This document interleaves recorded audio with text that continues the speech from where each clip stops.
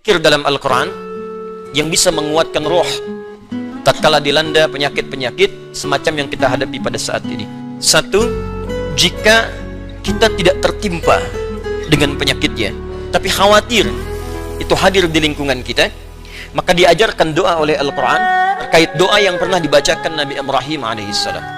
Salah satunya terdapat di Quran surah ke-26 Asy-Syu'ara ayat ke-80.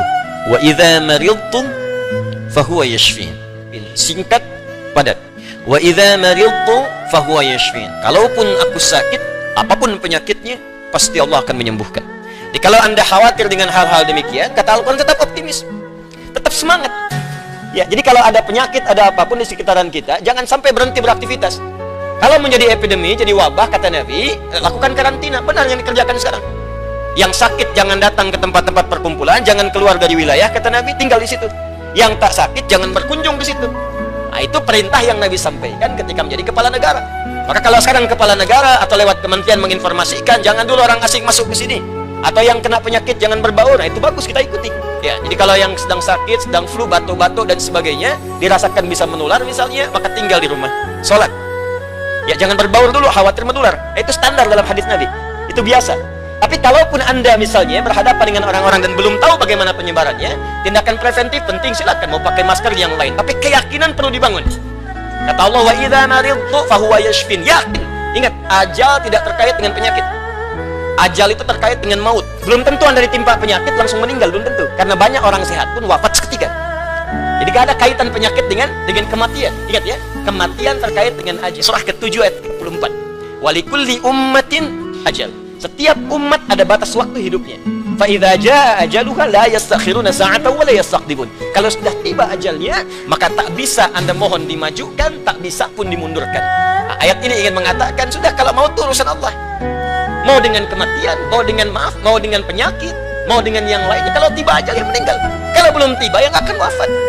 Makanya nggak usah terpikir bunuh diri, nggak ada kerjaan. Ya. Minum baygon misalnya 1 kontainer, ya. Ya kalau belum tiba ajalnya nggak akan wafat. Ya, jelas ya. Dan kalaupun sedang sakit, jangan dikait-kaitkan dengan kematian. Mungkin yang nengok meninggal duluan. Bisa jadi begitu. Atau dokter yang mengobati wafat duluan. Ya, mungkin terjadi. Karena itu kalaupun Anda kemudian misal ada vonis dari dokter, Anda terkena, Anda suspek, Anda macam-macam, tidak. Jangan simpulkan dengan hal-hal yang kecil dulu. Ketika Anda simpulkan, dekatkan dengan kematian, justru itu akan menurunkan imun Anda sehingga kekebalan tubuh itu semakin menurun. Kuatkan. Ya, wa idza maridtu fahuwa yashfin. Kalaupun saya sakit, Allah pasti akan sembuhkan. Tapi jaga diri baik-baik dengan hal-hal yang tadi diisyaratkan. Yang kedua, kalau Anda terkena penyakitnya dan divonis menjadi bagian dari ahli penyakit itu, misal yang sekarang terkena misalnya kena corona, atau kena yang lain, kena cancer, kena macam-macam, maka Allah ajarkan zikir yang selanjutnya yang bisa Anda bacakan, tapi tolong dibacakan dengan penuh keikhlasan dan permohonan kuat kepada Allah Subhanahu wa taala. Saya akan gabungkan 3 surah sekaligus. Insya Allah kalau Anda bacakan dengan benar, di situ ada janji dari Allah seperti Allah janjikan kepada Nabi Ayub, penyakit apapun selain kematian Allah akan berkenan menyembuhkannya. Pertama, Quran surah 17 Al-Isra ayat 82 disambungkan ke Quran surah ke-21 Al-Anbiya ayat 83 sampai 84. Terakhir ditutup dengan Quran surah pertama Al-Fatihah ayat 1 sampai 7.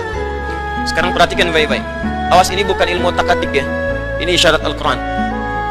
Wa nunazzilu minal Quran, dan kami turunkan dari ayat-ayat Al-Quran itu ma huwa shifaa'un, ada yang bisa menjadi syifa.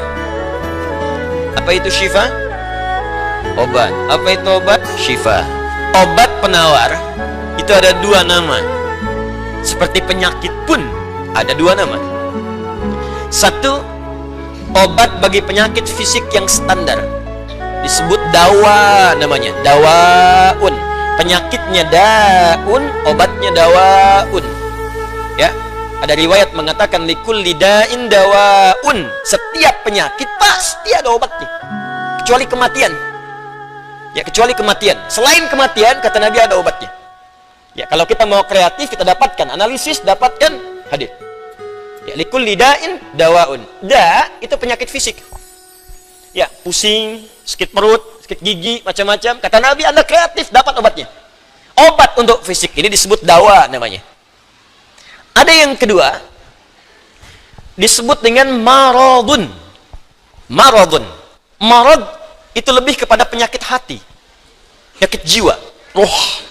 Quran surah kedua Al-Baqarah ayat 10. Fi qulubihim marad, fazadahumullahu marada. Ada orang-orang munafik yang kena penyakit. Fisiknya sehat, kuat, ke masjid nomor 1, saf pertama dia. Cuma di hatinya ada penyakit. Ya, masuk masjid nyanjung Nabi, keluar masjid mencela Nabi.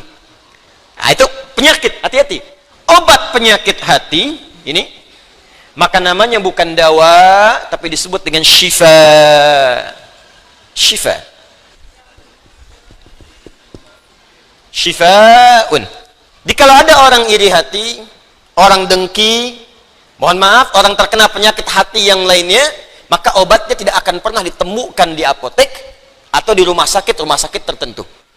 Silahkan Anda datang ke Kimia Farma, datang ke apotek-apotek yang Anda dapatkan di sekitaran, Century dan sebagainya.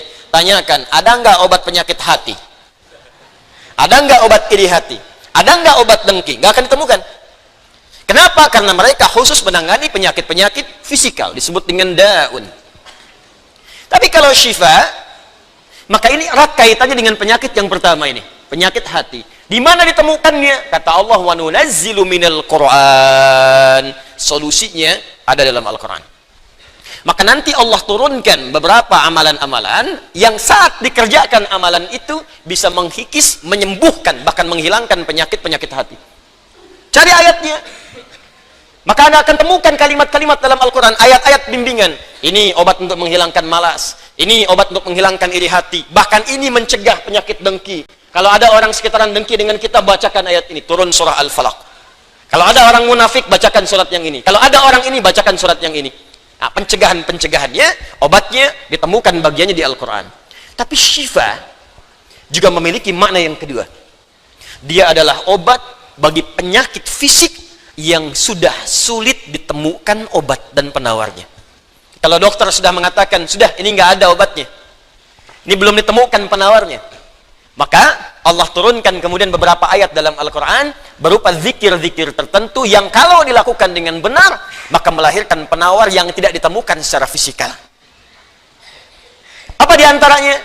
Yuk kita bacakan Quran surah ke-21 Al-Anbiya ayat ke-83 sampai 84. Kenal Nabi Ayub? Bagus. Ada yang kenal di sini. Baik. Bukankah ujian Nabi Ayub salah satunya kena penyakit fisik? Bukankah ujian Nabi Ayub alaihissalam salah satunya kena penyakit fisik? Ya. Pertama ujian harta, habis semua asetnya. Yang kedua ujian keluarga, wafat semua anaknya. Yang kedua ketiga ujian fisik. Ditimpa, diuji dengan penyakit, maaf, yang belum ditemukan obatnya, tidak akan pernah dirasakan orang sebelumnya, tidak dialami orang setelahnya, saking parahnya penyakitnya. Dokter mengatakan sudah nggak ada obat. Orang mengatakan secara klinis mustahil sembuh, nggak ada obatnya. Maka apa yang dikerjakan oleh Nabi Ayub alaihissalam? Ingat, ini pesan dari Al-Quran, ada isyarat begini, ketika manusia mengatakan, makhluk mengatakan ini mustahil, itu tanda pertama dari Allah supaya langsung kita diminta untuk memohon kepada Allah subhanahu wa ta'ala. Jadi kalau ada orang mengatakan ini nggak bisa, itu langsung tanda langsung dari Allah supaya tinggalkan pendapat makhluk, minta kepada Khalik. Itu poinnya. Makanya seringkali ujian penyakit itu diantaranya mendorong kita untuk mendekat kepada Allah. Jadi kalau Anda diberikan penyakit sampai parah, nggak menyebut nama Allah juga, perlu dikasih apa lagi supaya ingat sama Allah? Jadi kalau diberikan yang paling parah, nggak sempat menyebut nama Allah juga, Anda perlu dikasih apa lagi? Karena itu seringkali ujian itu, kata Nabi, jika Allah mencintai seorang hamba, diberikan ujian supaya dekat dengan Allah. Makanya, maaf ya, nikmat kesehatan itu berharga ketika sakit. Ya, syukur nikmat itu datang ketika sakit. Peningkatan ibadah hadir ketika sakit. Begitu diuji, ingat Allah. Nah, ini yang dikerjakan Nabi Ayub alaihissalam. Begitu penyakitnya sudah mulai mengganggu beliau ibadah, maka perhatikan zikirnya. Amalkan ini, bacakan dengan penuh ketulusan. Wa Ayyuba, dan kami buka kisah Ayub alaihissalam. Idnada rabbahu anni massani yadurru wa anta arhamur rahimin. Ini zikirnya. Anni massani yadurru wa anta arhamur rahimin. Anda boleh bacakan dari sini. Ya anni massani yadhurru wa anta arhamur rahimin. Allahumma anni massani yadhurru wa anta arhamur rahimin. Allahumma anni massani yadhurru wa anta arhamur rahimin. Dalam tahajud Anda mohon kepada Allah. Yang divonis misalnya matanya sulit sembuh, yang divonis misalnya ini penyakit gak mungkin sembuh, yang divonis cancer macam-macam, minta Allahumma anni massani yadhurru wa anta arhamur rahimin. Ya Allah, penyakit ini sudah mulai mengganggu saya untuk bisa fokus ibadah kepadamu. Ini kuncinya. Jadi kalau bacakan ayat ini, arahkan ke kepentingan ibadah. Jangan cuma minta sembuh. Sebab yang pengen sembuh pun banyak. Jangankan Anda, yang lain pun pengen sembuh. Apa motivasinya supaya Allah cepat sembuhkan kita? Maka dekatkan kesembuhan itu pada kepentingan ibadah. Minta, ya Allah saya pengen sholat. Berikan kesembuhan pada kaki saya untuk bisa melangkah. Ya Allah, ini penyakit sudah mulai mengganggu saya untuk ibadah. Saya pengen ke masjid ya Allah. Saya pengen Jumatan. Saya pengen jamaah ya Allah. Cuman karena ini saya nggak bisa lagi jamaah. Bukankah Engkau menyukai hambamu yang jamaah ya Allah? Bukankah Engkau menyukai hambamu yang sholat bersama ya Allah? Bukankah Engkau menyukai zikir ya Allah yang Kau dengar setiap waktu ya Allah? Wa anta arhamur rahimin, sedangkan Engkau yang paling sayang padaku. Kalau yang paling sayang saja tidak Engkau sembuhkan, lantas kepada siapa lagi aku mohon dan meminta? Kalau kepada yang paling sayang saja tidak menyembuhkan, kepada siapa lagi aku mesti meminta? Anda tahu apa jawabannya? Fastajabna lahu fakashafna ma bihi min dhurrin wa atainahu ahlahu wa mithlahu ma'ahum rahmatan min indina, ujungnya wa dzikra lil abidin. Kata Allah, kalau ada orang yang mengamalkan zikir ini seperti Ayub mengerjakannya, aku akan sembuhkan penyakitnya, hilangkan semua kesulitannya, bahkan aku kembalikan aset-asetnya yang dirasakan hilang. Anda biaya keluar sekian juta, puluhan juta, miliaran dibalikin oleh Allah, seperti Allah mengembalikan Ayub dan anak-anaknya plus aset-asetnya. Anaknya meninggal 12, sembuh kembali, istrinya hamil lagi. Setiap hamil, lahiran kembar, lahiran kembar. Lahiran sampai 12 kali, anak 24. Aset balik semuanya. Terakhir, bacakan surah Al-Fatihah dengan benar, karena Al-Fatihah disebut langsung juga oleh Nabi sallallahu alaihi wasallam sebagai